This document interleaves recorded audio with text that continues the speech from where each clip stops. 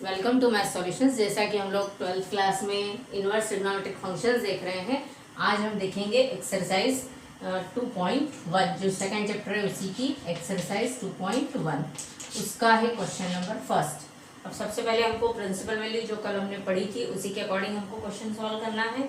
तो यहाँ पर फर्स्ट क्वेश्चन दिया है फाइंड द प्रिंसिपल वैल्यू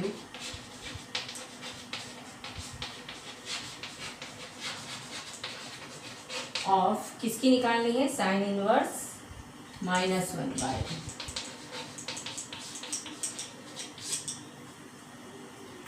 अब देखिए जो साइन इनवर्स -1/2 तो हमको या तो उसको एक्स या वाई के इसमें सपोज करना पड़ेगा। सो हम यहाँ क्या लिख लें, लेट इसके सॉल्यूशन में let sine inverse -1/2 is equal to Y.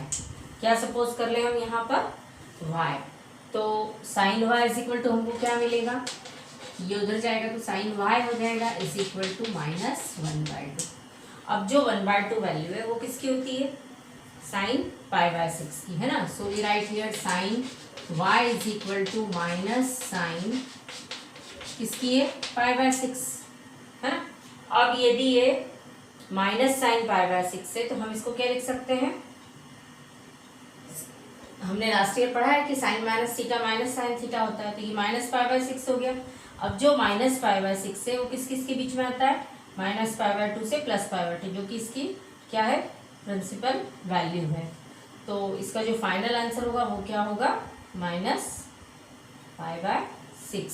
So we write here sine y is equal to sine, हम इसको ऐसा लिख सकते हैं, आप चाहे तो यहाँ लिख लीजिए कि sine minus theta is equal to minus sine theta होता है। तो जो ये लिखा था हमने इसको यहाँ इस तरह से लिख दिया, तो यहाँ से हमको y इज इक्वल टू क्या मिल रहा है, -π/6, y is equal to -π/6।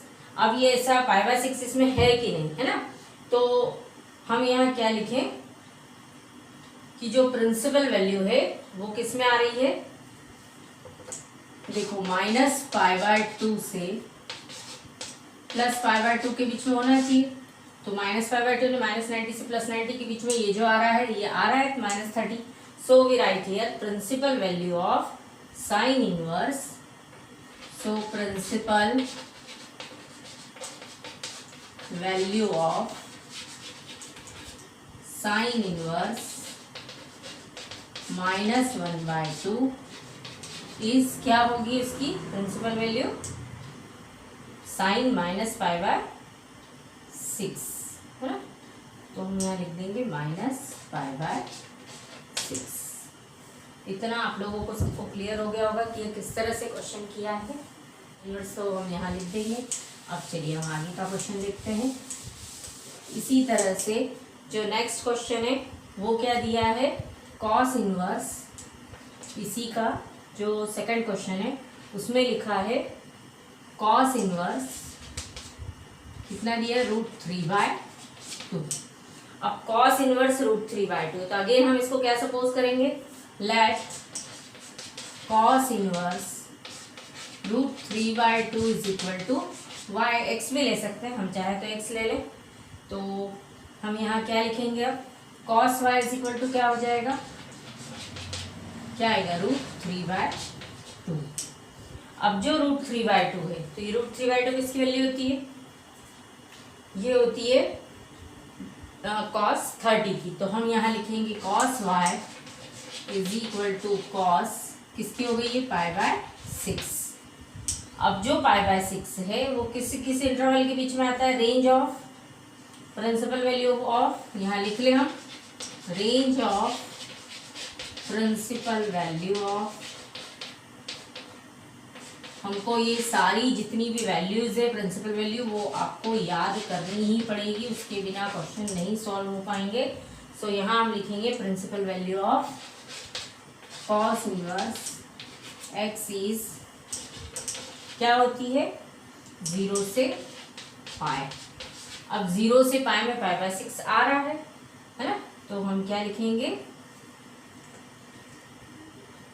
And cos pi by 6 is equal to क्या है, √3/2। तो जो प्रिंसिपल वैल्यू है वो क्या मिलेगी, pi by 6। Principal value is pi by 6। तो ये तो सिंपल क्वेश्चन थे कि जिनमें हो गए। आप कहीं कहीं पर हमको प्लस माइनस किस तरह से करना है उस टाइप का भी हमको क्वेश्चन देख लें कि हम उसमें क्या कर सकते हैं। जो क्वेश्चन नंबर 3 है वो क्या दिया है, कोसेक इनवर्स लिखा है 2 है ना। अब cosec inverse 2 is equal to, फिर से सपोज कर ले y। So we write cosec inverse 2 is equal to y। इनमें सभी में इसी तरह से करना है। तो कोसेक y क्या मिलेगा हमको, 2 के इक्वल। 2 किसकी वैल्यू होती है, कोसेक पाई बाय 6 की। So we write here cosec pi by 6। अब जो कोसेक का जो प्रिंसिपल वैल्यू है वो किस किस के बीच में है, -π/2 से +π/2, और उसमें 0 हमको क्या करना है, छोड़ना है। तो क्या लिखेंगे, देयरफॉर रेंज ऑफ क्या लिखेंगे, प्रिंसिपल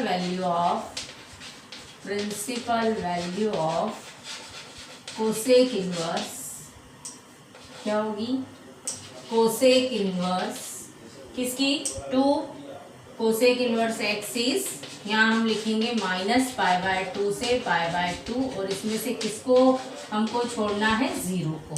तो इस तरह से इसकी जो वैल्यू है वो कौन सी आएगी, इन दोनों के बीच में आ रहा है π/6। देयरफॉर जो वैल्यू है, प्रिंसिपल वैल्यू क्या मिलेगी लास्ट, प्रिंसिपल वैल्यू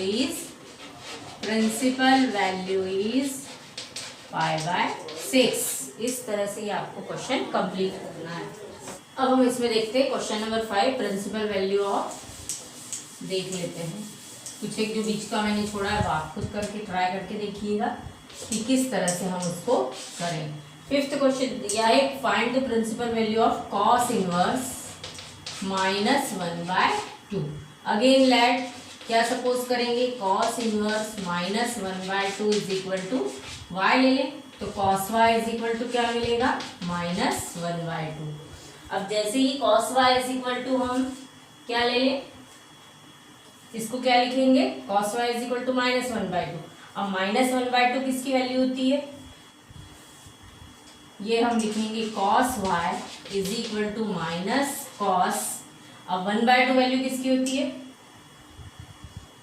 cos 60 की। So we write here π/3। अब देखिए, जैसे हमने माइनस साइन थीटा था तो साइन माइनस थीटा कर दिया था, बट यहाँ ऐसा नहीं चलेगा। ये दिख रहा है माइनस कॉस। अब आपने ये लास्ट ईयर पढ़े हैं जो 4th क्वाड्रेंट होते हैं 4, तो यहाँ होता है ऑल सिल्वर यानी साइन, यहाँ होता है ऑल सिल्वर टी कप, है ना। तो यहाँ होता है tan और यहाँ होता है कॉस। तो जहाँ पर अब देखो, यहाँ तो सभी पॉजिटिव है, यहाँ कौन है, साइन। तो मतलब यहाँ कॉस को हम निगेटिव लिख सकते हैं। तो ये कैसा होगा, यहाँ पर भी कॉस निगेटिव है, तो या तो ये चलेगा या ये चलेगा। तो हम इसको क्या लिखें, कॉस पाई माइनस π/3 हम ऐसा लिख सकते हैं। कॉस 180 माइनस थीटा क्या होता है, minus cos theta. So we write here cos pi minus π/3। हम इसको यहाँ पर भी लिख सकते थे, ऐसा भी लिख सकते थे, कॉस पाई प्लस π/3। बट ये हमको क्या मिलेगा, देखिए यहाँ पर ये जो वैल्यू इसकी ये क्या मिलेगी, कॉस 3π माइनस π मीन्स 2π/3 आ गया।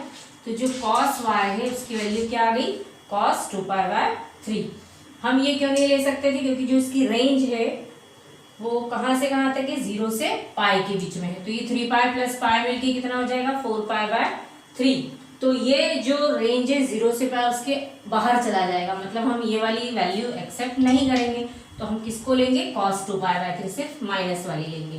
तो यहाँ पर अब हमको क्या मिला, देखिए यहाँ पर हम क्या लिख लेंगे, प्रिंसिपल वैल्यू क्या होगी, देयरफॉर प्रिंसिपल वैल्यू इज, मैं अब डायरेक्ट लिख रही हूँ, प्रिंसिपल वैल्यू किस किस के बीच में है, ये जो कॉस की है वो किस किस के बीच में होती है, 0 से लेके पाई के बीच में, है ना, 0 to पाई। अब 0 से पाई के बीच में 2π/3 आ रहा है, 180 होता है, और यहाँ से कितना हो जाएगा 120, मतलब ये कितना आ रहा है। तो प्रिंसिपल वैल्यू क्या होगी, 2π/3, जो कि इसकी रेंज में आ रही है। तो ये शायद आपको क्लियर हो गया होगा कि किस तरह से किया है। तो आप ध्यान से कीजिएगा कि प्लस और माइनस साइन कहाँ और कब कैसे लगाना है। 6 है वो क्या लिखा है, देखिए यहाँ पर tan इनवर्स क्या लिखा है, tan इनवर्स -1। क्वेश्चन नंबर 6 में लिखा है tan इनवर्स -1। अगेन इसको हम क्या सपोज करेंगे, let tan inverse -1 is equal to y। तो tan y is equal to क्या मिलेगा हमको यहाँ पर, -1। अब जो -1 है हम उसको क्या लिख सकते हैं, tan y is equal to, सबसे पहले तो हम लिख लें -tan π/4, क्योंकि जो 1 वैल्यू होती है वो tan π/4 की होती है। अब tan माइनस थीटा क्या होता है, -tan थीटा होता है। So we write tan y is equal to tan -π/4 हम ऐसा लिख सकते हैं। अब जो इसकी वैल्यू है, जो tan की, वो किसके किसके बीच में होना चाहिए, -π/2 से +π/2, है ना। तो रेंज क्या है, रेंज ऑफ क्या लिखे हम, प्रिंसिपल वैल्यू ऑफ किसकी, जो tan इनवर्स x है उसकी क्या होगी, क्या लिखेंगे, -π/2, π/2। अब यहाँ देखिए -π/2, π/2 मीन्स ये कैसा है, जो इसकी रेंज है वो किस चीज में आ रही है, ओपन इंटरवल में। ओपन इंटरवल मीन्स इन दोनों के बीच की होगी रेंज। तो हम क्या लिखेंगे, -π/2 से +π/2, इसके बीच में आ रहा है ये -π/4, है ना। तो हम इसको क्या लिखेंगे कि जो इसकी वैल्यू है वो कौन सी आ जाएगी, -π/4। तो यहाँ लिख दें, देयरफॉर प्रिंसिपल वैल्यू क्या होगी, प्रिंसिपल वैल्यू इज -π/4। इस तरह से ये इसका आंसर होगा। जो tan इनवर्स -1 है उसकी प्रिंसिपल वैल्यू क्या होगी, -π/4। क्वेश्चन नंबर 9, बाकी के तो आप कर लेंगे बीच के। अब क्वेश्चन नंबर 9 में दिया है find the principal value of cos inverse -1/√2। यही लिखा है। तो हम इसको क्या सपोज करें, let cos inverse -1/√2 is equal to y ले लेते हैं। तो यहाँ से हमको cos y is equal to क्या मिलेगा, -1/√2। अब 1/√2 वैल्यू किसकी होती है, cos π/4 की।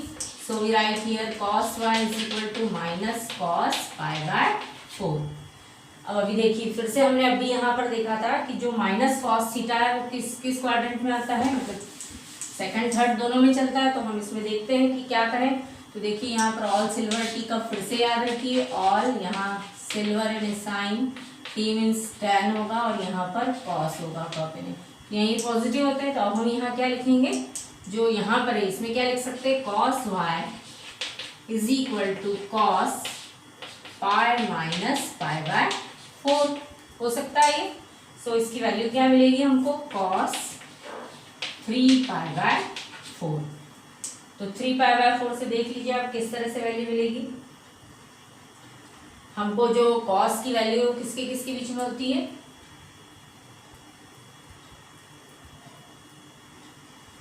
0 से पाई के बीच में। तो हम यहाँ लिख लें प्रिंसिपल वैल्यू, जो इसकी प्रिंसिपल वैल्यू है ना cos इनवर्स की, उसकी रेंज क्या होती है।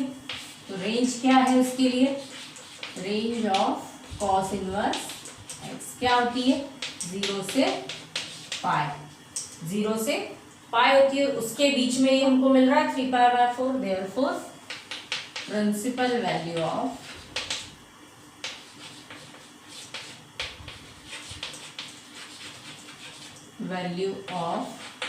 cos इनवर्स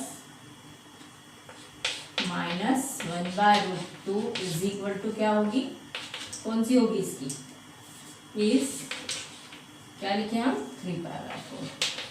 इस तरह से आपको ये सॉल्व करना आना चाहिए कि किस कहाँ लेना है हमको, उसकी रेंज क्या है, उसके अकॉर्डिंग ही हम उसको प्लस माइनस करेंगे। अब देखिए, अब हम देखते हैं क्वेश्चन नंबर 11 जो कि अलग है। उसमें क्या लिखा है देखिए, यहाँ पर जो क्वेश्चन नंबर 11 है उसमें लिखा है find the value of tan inverse 1 plus, फिर क्या दिया है cos इनवर्स लिखा है -1/2। कॉस इनवर्स -1/2, जैसे कि अभी हमने निकाली थी -1/2 की, ऐसे ही लिखा है साइन इनवर्स -1/2। अब देखिए हम 1/1 एक एक को कर लें। तो पहले हम tan इनवर्स 1 को क्या सपोज करें, इसके सॉल्यूशन में देख लें। क्या लिखेंगे, tan inverse 1 is equal to y, तो tan y is equal to क्या मिलेगा 1। यहाँ से tan y is equal to यदि 1 मिलता है तो जो इसकी वैल्यू है 1 किसकी होती है, tan π/4, है ना। तो जो tan इनवर्स 1 है वो किसका हो गया, π/4 होगी उसके लिए वैल्यू।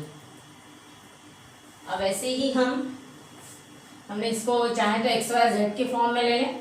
तो अब इसको हम x ले लेते हैं, ऐसा कर लेते हैं, इजी समझ में आ जाएगा। ये x बन जाएगा, ये भी x हो जाएगा। तो यहाँ पर जो वैल्यू है वो क्या आई है, x इज इक्वल टू हमको क्या मिला है π/4, है ना। तो x इज इक्वल टू हमको मिला π/4। इसी तरह से कॉस इनवर्स -1/2 को हम y सपोज कर लें, तो cos y is equal to क्या होगा -1/2। अब जो cos y is equal to -1/2, तो 1/2 किसकी वैल्यू होती है, यहाँ फिर हम लिख लें cos y is equal to minus cos किसकी होती है π/3। तो हम cos y, इसको फिर हम क्या लिख सकते हैं, cos y is equal to cos pi minus π/3 means 3π - π है, cos क्या आ जाएगा 2π/3। तो यहाँ से जो cos y है उसकी वैल्यू हमको क्या मिलेगी 2π/3, है ना। तो हम इन सबको ऐसे ऐड करते चले जाएंगे। लास्ट वाला क्या मिलेगा हमको, देखिए यहाँ पर cos इनवर्स जो -1/2 है वो हमको मिला, क्या मिला है 2π/3, है ना। अब इसी तरह से जो लास्ट है साइन इनवर्स -1/2, उसको हम क्या सपोज करें z। तो sine z is equal to क्या मिलेगा -1/2। अब sine z is equal to क्या होगा 1/2, फिर से किसकी वैल्यू है साइन π/6। अब हम इसको क्या लिखेंगे, इसको हम क्या लिख सकते हैं साइन -π/6, मतलब इसकी वैल्यू क्या आ जाएगी -π/6। अब ये जो जितनी भी वैल्यूज आई है हम उसको उसके प्लेस पे लिखते चले जाएं कि tan इनवर्स 1 की क्या आई है, साइन इनवर्स -1/2 हमको क्या मिला है, तो हम वो वैल्यू यहाँ पर पुटअप कर देते हैं। ठीक है, तो मैं यहाँ लिख रही हूँ, ये लिख लिया होगा आपने, मैं रफ कर रही हूँ π/4। जो tan इनवर्स 1 था वो π/4 मिला, cos इनवर्स -1/2 क्या मिला 2π/3। इसी तरह से ये मिला है -π/6। ठीक है, अब हम इसको यदि सॉल्व करने जाएंगे तो 4, 3 और 6 का जब आप एलसीएम लेंगे तो क्या आएगा, देखिए ये हो जाएगा 12। आप निकाल के देख लीजिएगा इसका एलसीएम कितना आएगा 12। अब 4 3 यानी 3 पाई आएगा, फिर 3 4 और 4 2 कितना हो जाएगा 8 पाई, और माइनस होगा 2 पाई। दैट मीन्स हमको यहाँ क्या मिलेगा 8 और 3 11, 11 में से 2 मीन्स 10 π/12। अब हम इसको और भी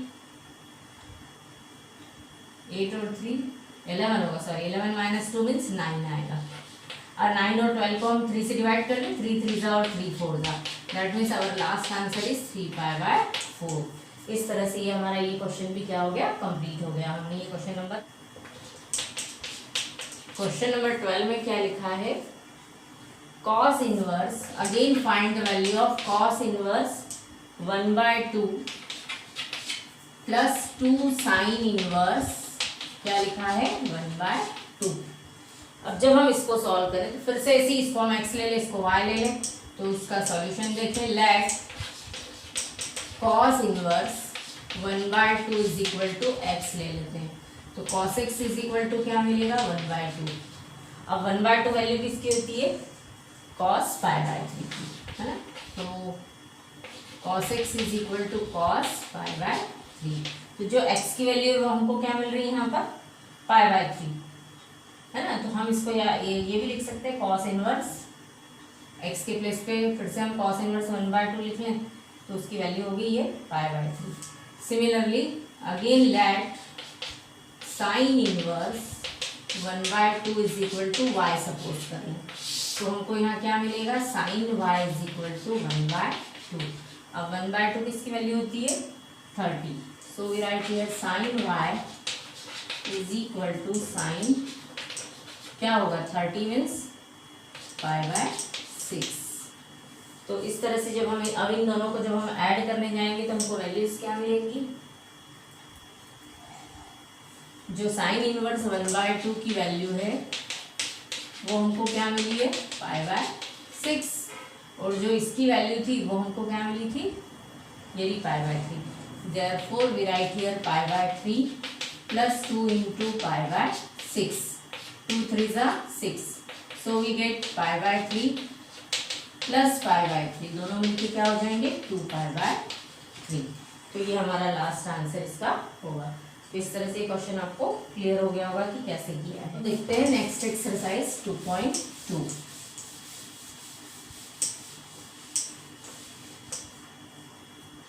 2.2 में क्वेश्चन नंबर फर्स्ट क्या दिया है देख लीजिए. यहाँ पर question number first, what is given, prove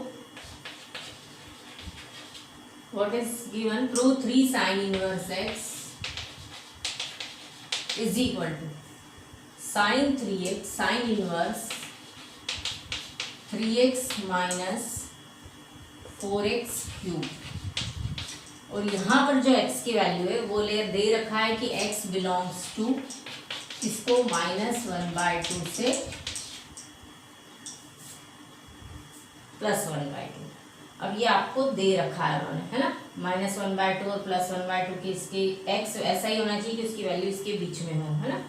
अब सबसे पहले देखिए, अब हम यहाँ क्या करें, x देखिए सबसे पहले तो sin 3 थीटा का फार्मूला आपको पता होगा.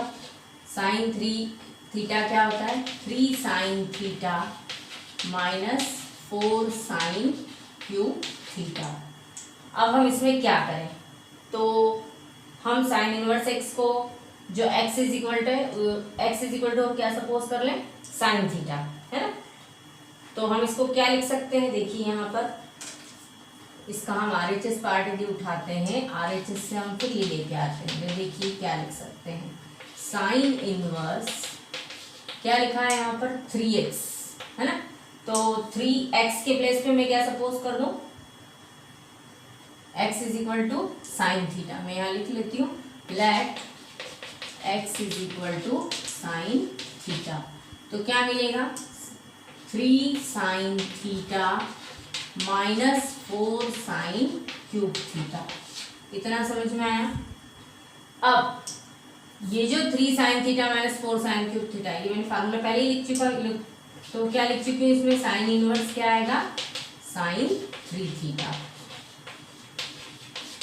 ठीक है. अब साइन इनवर्स साइन 3 थीटा क्या होगा, sine inverse sine theta theta होता है, बट यहाँ पर ये भी आपको देखना है कि ये जो थीटा है, मतलब ये जो x is equal to sine theta, x किसको बिलोंग करना चाहिए -1/2 से +1/2 के बीच में आना चाहिए, है ना. तो हम यहाँ पर क्या लिखे, साइन इनवर्स साइन थीटा क्या होगा 3 थीटा.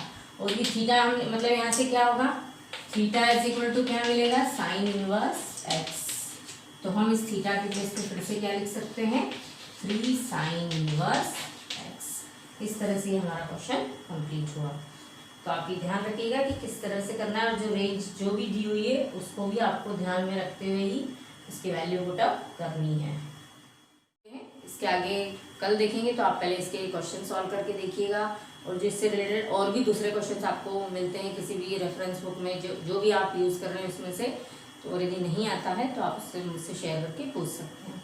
तो आप इसी तरह से वीडियो देखते रहिए, शेयर कीजिए, लाइक कीजिए, कमेंट करना ना भूलें, और सब्सक्राइब करना तो बिल्कुल ना भूलें.